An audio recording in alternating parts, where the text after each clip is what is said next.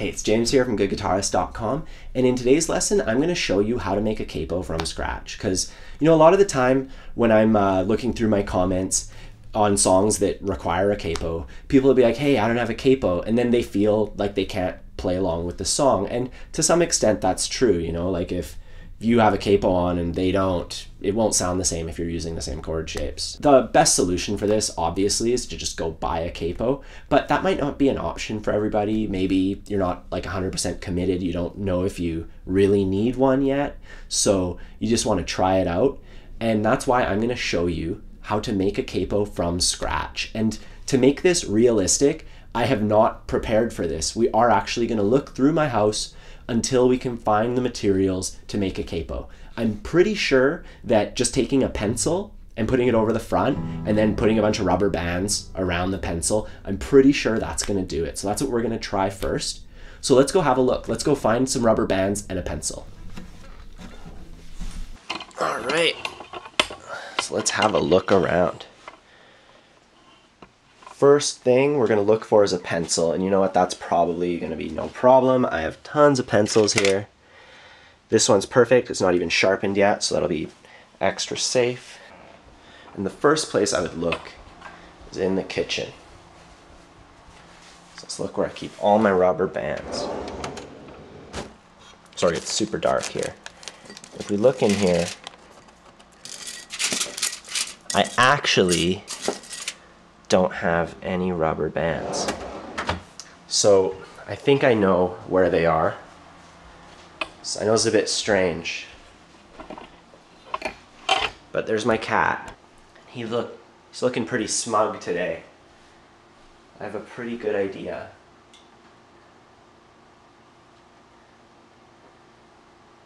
And there we go. He always likes to steal these things for some reason. Anyway, so we got some rubber bands, we got our pencil. Cat is optional. 15 hours later.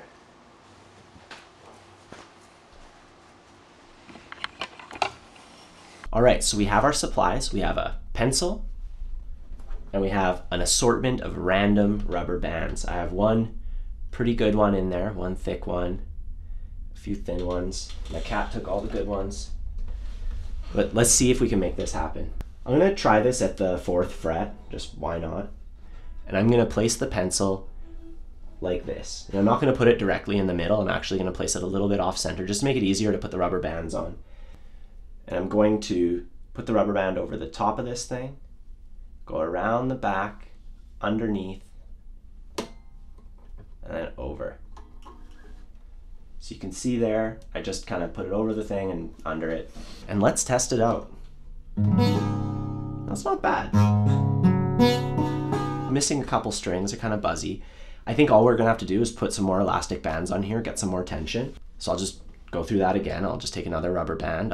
This one is pretty long, so I'm gonna double it up, put it over the top, and then over the bottom.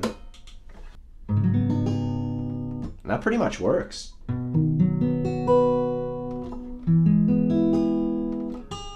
Oh, missing that one still.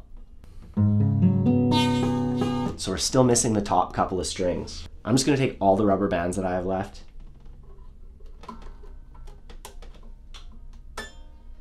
put them on that guitar, see what happens.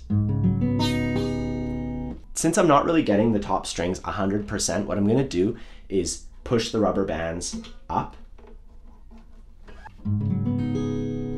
And there you go. All we'd have to do now is just retune a little. And by the way, whenever you're retuning with a capo, you're not trying to make them all be E, A, D, G, B, E again. You're just trying to get close to whatever note the capo is on. So you don't even need to know the notes. All you need to do is make sure your guitar is in tune before you put on the capo.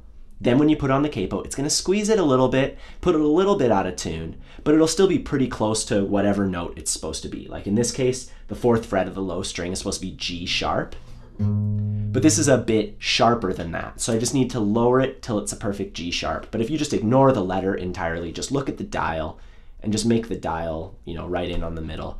That's it. That's all you need to tune up after you put a capo on. And yeah.